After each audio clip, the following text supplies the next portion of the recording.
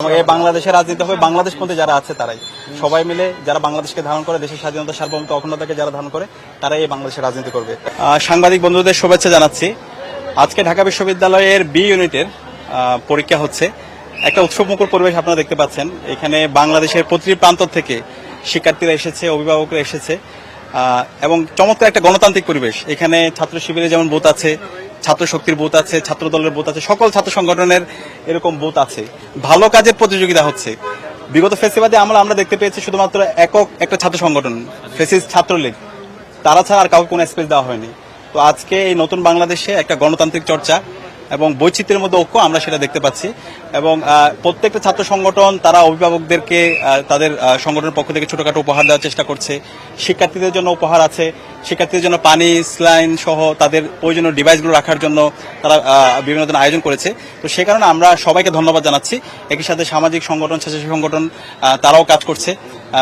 একই সাথে আমরা আমাদের এখানে যারা অভিভাবক এসেছেন, আমরা এখানে বলতে চাই যারা শিক্ষার্থীরা এসেছেন পরীক্ষা দিচ্ছেন, আলটিমেটলি এখানে বিশ্ববিদ্যালয়ের চান্স কে পাইল অথবা কে পেয়েছে এটা কোনো গুরুত্বপূর্ণ না। পরীক্ষা দেওয়া এবং পরীক্ষা অংশগ্রহণ করা সেটা হচ্ছে গুরুত্বপূর্ণ।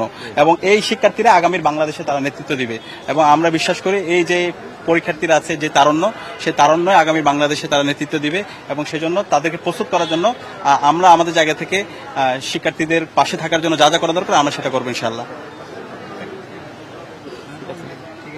ওকে। এবং এইখানে কোনো ধরনের কাদা ছোড়াছুড়ি নাই। ছাত্র সংগঠনগুলোর সহ অবস্থান এবং এখানে অভিভাবকদের জন্য গার্ডিয়ান লঞ্চ করা হয়েছে। তো এই ধরনের একটা চমৎকার বার্তাই দেওয়ার জন্য আমাদের শহীদের জীবন দিয়েছে এবং ঢাকা বিশ্ববিদ্যালয় থেকে এই গণতন্ত্রের যে চমৎকার বার্তা সেটা শুরু হয়েছে এবং এটা সারা দেশব্যাপী ছড়িয়ে পড়বে এবং আগামীর বাংলাদেশটা এরকমই হবে, সবাই মিলে একসাথে আমাদের স্বপ্নের বাংলাদেশ বিনির্মাণ করা। এবং এই বাংলাদেশের রাজনীতি হবে বাংলাদেশ পন্থী যারা আছে তারাই সবাই মিলে যারা বাংলাদেশকে ধারণ করে দেশের স্বাধীনতা সার্বভৌমত্ব অখণ্ডতাকে যারা ধারণ করে তারাই এই বাংলাদেশের রাজনীতি করবে এবং সেটা রিফ্লেকশনটা আমরা আজকে ঢাকা বিশ্ববিদ্যালয়ে দেখতে পাচ্ছি। পরীক্ষার্থীদের জন্য আমরা অনেক অনেক শুভকামনা জ্ঞাপন করছি। ঢাকা বিশ্ববিদ্যালয়ে যারা পরীক্ষা দিচ্ছে সবার জন্য শুভকামনা, যারা চান্স পাবে তাদের জন্য শুভকামনা, যারা চান্স পাবে না তাদের জন্য শুভকামনা।